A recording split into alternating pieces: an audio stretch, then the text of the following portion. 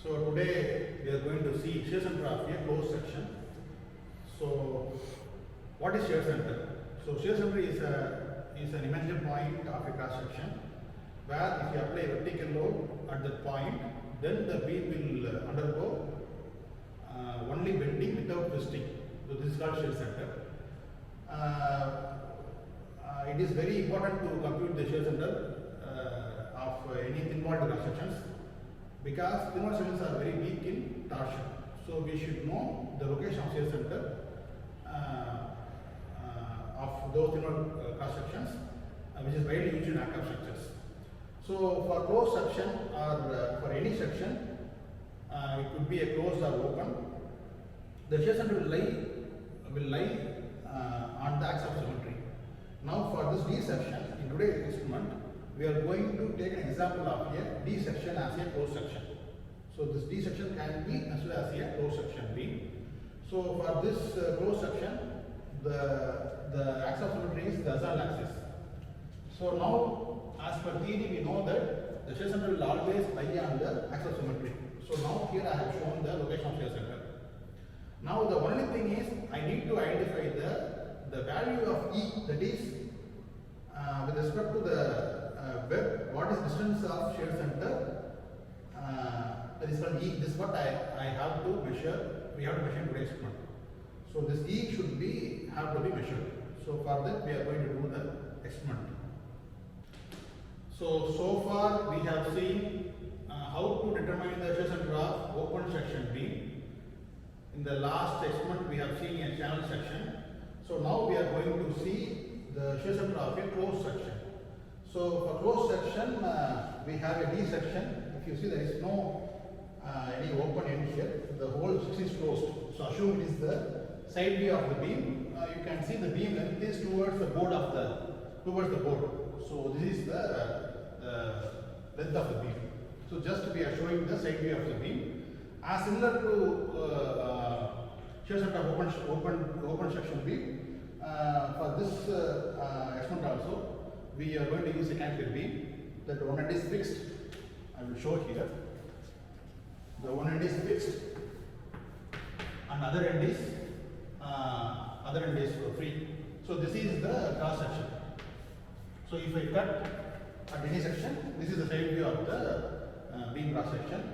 So just I have shown the schematic of the beam and I have given the geometry of the beam. So as I mentioned earlier, this is the flange. The width of the flange is 25 mm and the height of the web is 70 mm. The thickness is 2 mm. Here there is 2 mm. And we have taken 2 points A and B. So this is the point where we are going to apply the vertical load. The distance between the 2 points is 290 mm. I have mentioned that. So at point A we are going to apply the load WA. At point B we are going to apply the load WB. So now when I apply the load, the beam will experience a deflection. That we are going to measure using L indicators or L gauges, which are mounted on the top of the beam. So if you see, the L gauge 1 is mounted at the left of this cross section. Again, D2 is mounted at the right of the cross section. So this is the thing we are going to measure. There is an E. E is nothing but the shear center of the given closed section beam. That is from the web. Web is reference. From web, what is the location of shear center? So this is the shear center. So if I apply load at this point, vertical load, then the beam will have only bending without twisting. So this is what we are going to measure in today's experiment. So far we have seen the beam schematic of beam setup. Now I am going to show how to get the readings from the given beam setup. So I have shown the calculation. So we have to apply the load at the point A. So there is WA. And we have to apply the load at B, that is WB. So for this load, we will get the corresponding deflection D1 and D2. So these dial gauges are mounted on the top of the beam. So already I have shown the schematic. So for example, at point A, I apply a load of 2 kg and there is no load at B. So for this kind of loading, we get corresponding D1, D2. So the difference between D1 and D2 will give the rotation. So once I get the rotation, and then I can compute the E also. To get the E, we have the formula here. So AB is the distance between the point A and B, which is 160 mm something. And WA is the load applied at point A, which is 2 kg. And WB is the load applied at point B, is 0 kg. So put 0 here. Divide by 2 WB. So WB is nothing but the total vertical load. So summation of WA plus WB, which is 2 plus 0 is 2. So just apply these values, you get the E value for the corresponding loading. Now go to iteration 2. So for second set of loading, I apply 1.8 kg at point A, I apply 0.2 kg at point B. So now for this kind of loading, I get D1, D2 accordingly. From the D1, D2, I can compute the rotation. Again, I use the same formula. I apply the corresponding load values, 1.8 as WA and 0.2 as WB, and substitute all the values, I get D value. So I have to do this iteration for 10 to 15 readings. So if I do so, then I am getting two sets of readings. For different theta, I have different E. So from these data points, it is possible for us to compute the location of shear center. So we have seen how to get the readings from the given closed section beam. So we have got two data. One is rotation theta in radians, and we have the value of E. E we have computed from that load and the distance AB. So now we have data for theta and E. So we are going to plot the graph. So we have got a nice linear curve.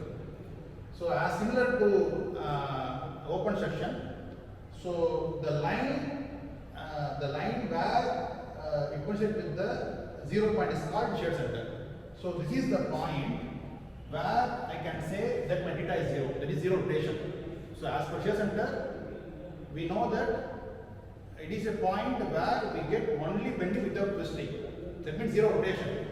So this is the point where I have 0 rotation. So distance from here is E is around minus 10 mm. So that means my shear center is located in the inverse of the web. If it is positive, means it is outward of the web. So for the given D section B, for the given closed section B, I have 10 mm from the web. The shear center is located at 10 mm from the web. So this is what we have determined today. The shear center of closed section B experimentally. This is an experimental setup to determine shear center for a closed section. This is similar to open section where we have a D section instead of a C section.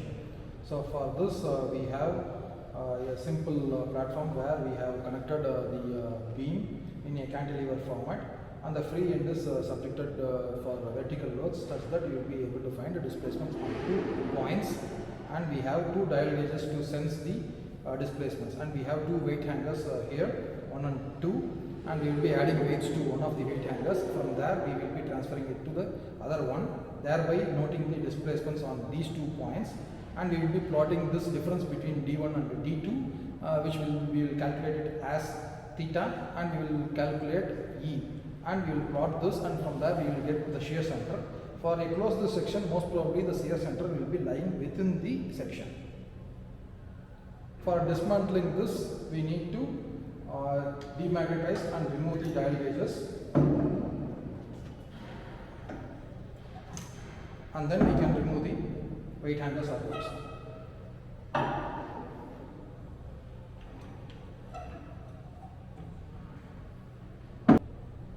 First we will place the weight hooks.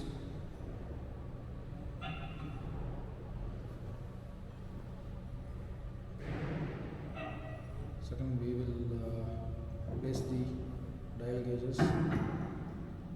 We will fix the magnets.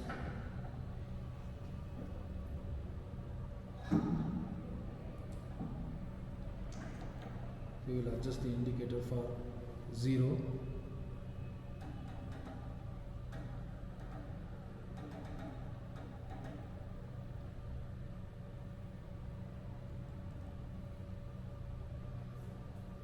we can add weights into one of the hooks.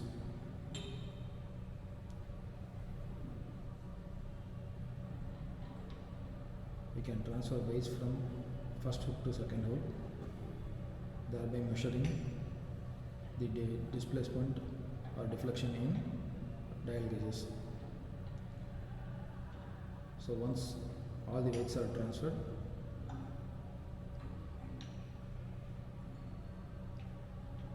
we can dismantle the setup.